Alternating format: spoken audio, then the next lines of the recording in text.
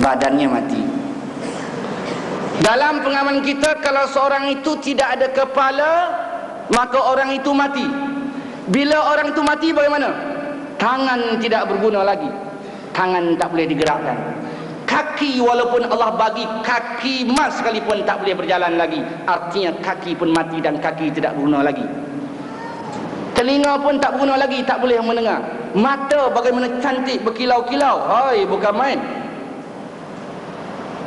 Mata tak boleh melihat lagi. Hidung bagaimana bancung sekalipun, boleh sangkut baju umpamanya, tak boleh lagi buat bau, tak boleh digunakan untuk membau. Mati hidung kita. Inilah kiasan saya orang yang tak buat wajib dalam kehidupan. Orang yang tak buat perkara yang wajib, orang yang meninggalkan soal-soal fardu ain.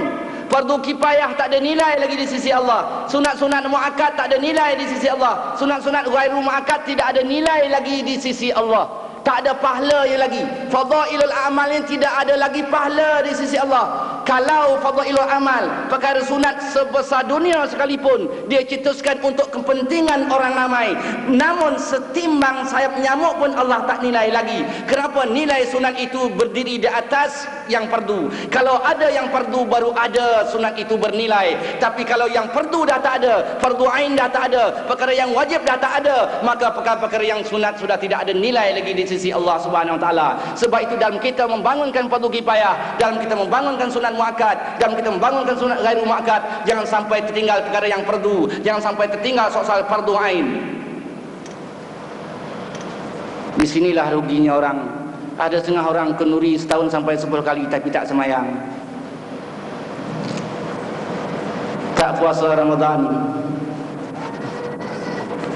tak semayang Jumaat, tapi semayang Idul Fitri, Idul Adha, lepas subuh awal-awal datang baris depan. Jumaat tak pergi. Jumaat wajib, semayang hari raya sunat, tapi hari raya awal-awal datang, woi, barisan depan. Jadi kalau orang buat yang sunat, tak buat yang wajib, sunat tak ada nilai di sisi Allah. Macamlah tadi, tubuh badan manusia, kalau kepala dah tak ada, hidung tak ada arti, telinga tak ada arti, janggut misai tak ada arti, tangan tak ada arti. Tetapi kalau sekadar tak ada hidung saja, tak ada telinga saja, boleh lagi hidup, boleh dianggap orang, boleh lagi pergi berjalan, boleh lagi berjalan.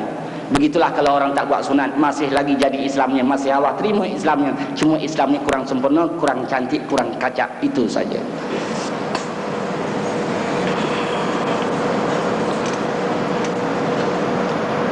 Jadi saudara-saudari yang dalam sekalian, kalau begitu baru kita dapat faham dalam kehidupan kita,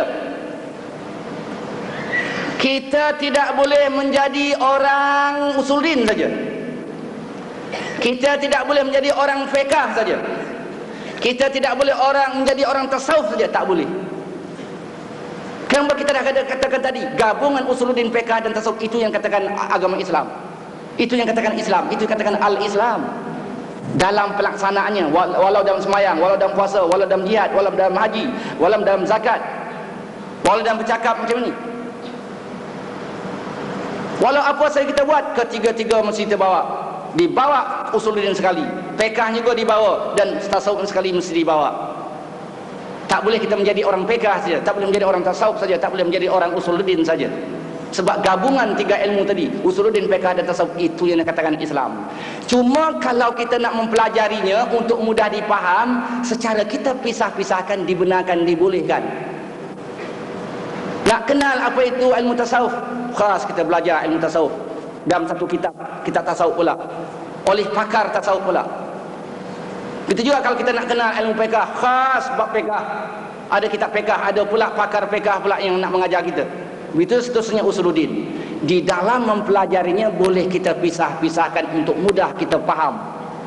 Tetapi di dalam mengamalkannya, di dalam melaksanakannya, tidak boleh kita pisah-pisahkan. Sebab kita dah katakan gabungan daripada tiga perkara tadi, gabungan daripada tiga ilmu, itulah yang dikatakan Islam. Sebab itu tak boleh kita menjadi Islam tasawuf saja, tak boleh menjadi Islam fiqh saja, tak boleh menjadi Islam usuluddin saja.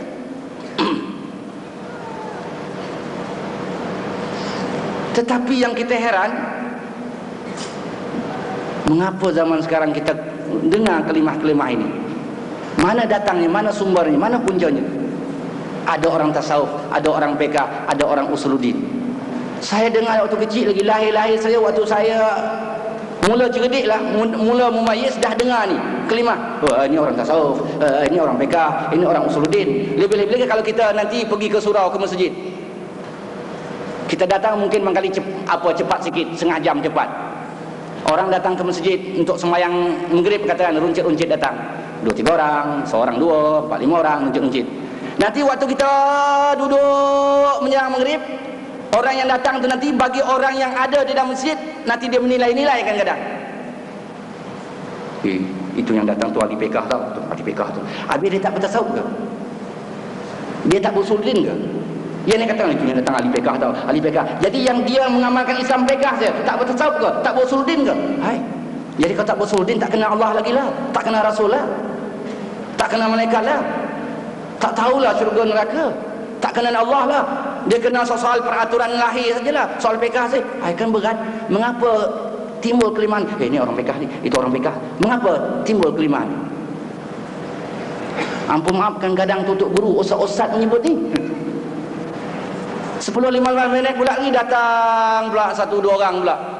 Wah, ni yang main tu, yang datang tu, yang baru datang tu, yang itu orang tasawuf tau. Itu orang tasawuf. Jadi tak berpekah ke yang baru datang? Tak berusuldin ke? Dia bertasawuf je, main batin je, main hati je, main dalam je, gitu ke? Hai. Mengapa boleh timbul ini orang tasawuf ni? Ini orang tasawuf. Mengapa boleh timbul kata-kata ni? Mengapa? 10-15 minit lagi datang satu rombongan 5-6 orang pula. Oh, itu yang main tu, itu orang usuluddin tau, itu orang tauhid, itu orang tauhid. Jadi dia main wujud kita bakar je dah, tak payah semayang ke, tak payah puasa ke, tak payah berzakat ke, tak payah berjuang ke. Itu soal fikah. Tak payah bertasawuf ke, dia tak fikir soal batin ke, tak soal hati ke, tak fikir soal nafsu ke. Main wujud kita bakar, ujung kita bahas tauhid seperti itu ke. Mengapa timbul kelimah ni?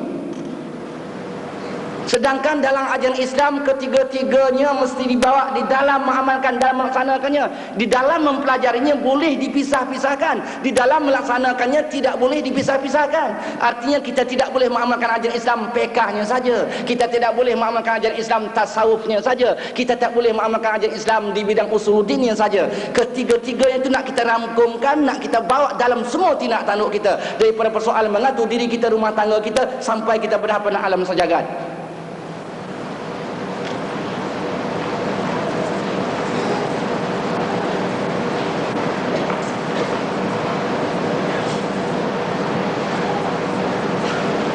Saya nak buat contoh lagi supaya mudah dipaham, menunjukkan apa saja kita buat ketiga-tiga mesti dibawa.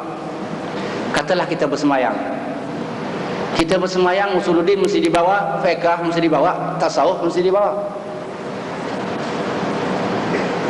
Kita bersemayang, fiqh yang macam mana? Fiqh yang boleh dapat dinilai lah, yang boleh dapat dilihat oleh mata kepala lah, berdirinya, rukuknya, sujudnya, bacaannya. Jadi bolehkah kita semayang pertahankan pekah saja? Wah, berdirinya tepat, hebat. Rukuknya kena sesuai dengan ilmu pekah, macam papan. Sujudnya pun kena. Bacaannya bukan main pasir. Cukuplah dia bersemayang membuat pekah saja, tak payah membuat usuluddin. Oh, kalau macam tu nanti setengah orang kalau dia semayang nak khusyuk kan, dia punya pejam mata kan, punya mata. Nampak hijau kuning. Hati pun berkata, bangkali hijau kuning Tuhan agaknya. Dia tak bersuluddin. Bolehlah dia nanti dalam semayang nampak hijau kuning, ini Tuhan. Boleh ke? Asalkan berdirinya betul, rukuknya betul, sujudnya betul, bacaannya betul. Soal akidah tak pedulilah. Waktu pejam mata nampak hijau kuning, ini Tuhan agaknya. Mana boleh, kena tolak. Allah laisa kamitslihi syai'. Allah tak sombong bagi sesuatu. Kullu ma khatara bi balika fallahu mukhalifun bizalika. Apa saja yang terlintas dalam hatimu, Allah bukan begitu. Kena juga membawa usuluddin. Tasawuf juga kena bawa. Tak bolehlah usuluddin dibawa, fiqh yang dibawa. Tasawuf kena bawa. Macam mana tasawufnya? Kena khusyuk. Kalau boleh kena faham setiap apa yang kita baca. Setiap yang kita baca tu kita rasakan dalam hati kita. Seperti terasa kebesaran Allah, terasa hebat kita kepada Allah.